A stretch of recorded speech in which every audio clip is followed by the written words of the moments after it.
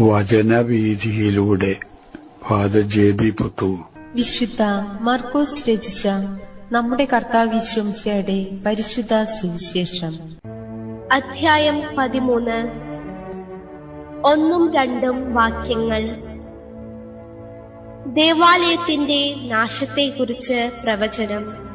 യേശു ദേവാലയത്തിൽ നിന്ന് പുറത്തു വന്നപ്പോൾ ശിഷ്യന്മാരിൽ ഒരുവൻ പറഞ്ഞു, ഗുരോ, നോക്കൂ, എത്ര വലിയ കല്ലുകൾ, എത്ര വിസ്മയകരമായ സൗധങ്ങൾ. അവൻ പറഞ്ഞു, ഈ മഹാസൗധങ്ങൾ നിങ്ങൾ കാണുന്നില്ലേ? എന്നാൽ ഇവയെല്ലാം കല്ലിന്മേൽ കല്ലു ശേഷിക്കാതെ തകർക്കപ്പെടും. ലക്ഷ്യപ്രാപ്തിക്ക് ഉതകുന്നതിനെ നിലനിൽപ്പിനാർഹതയുള്ളൂ. യേശു തന്റെ ശിഷ്യന്മാരൊത്ത് ജെറൂസലം ദേവാലയത്തിലായിരുന്നു. അപ്പോൾ വഴിപാട് മണ്ഡപത്തിൽ കാഴ്ച നേർച്ചകൾ സമർപ്പിക്കുന്നത് നിരീക്ഷിച്ചുകൊണ്ടിരിക്കുകയായിരുന്നു യേശു. ഓരോരുത്തരുടെയും വലിപ്പവും പൊങ്ങച്ചവും പ്രകടമാകത്തക്ക വിധത്തിലുള്ള പ്രവർത്തനങ്ങളാണ് യേശു അവിടെ കാണാനിട വന്നത്.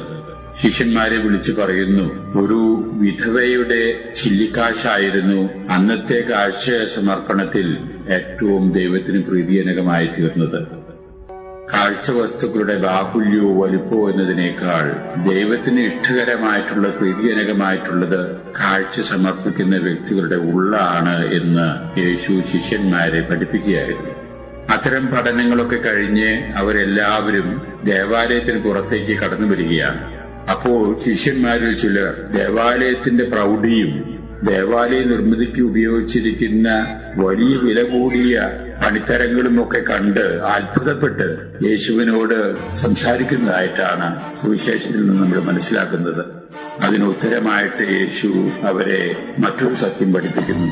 മക്കളെ, ബാഹ്യമായിട്ട് നിങ്ങൾ കാണുന്ന ഈ അതിഗംഭീരമായിട്ടുള്ള ദേവാലയം, അതിന്റെ മനോഹരമായ സംവിധാനങ്ങളും നശിപ്പിക്കപ്പെടാൻ അധികം സമയം വേണ്ട. അതൊരു പ്രവചനമായിരുന്നു.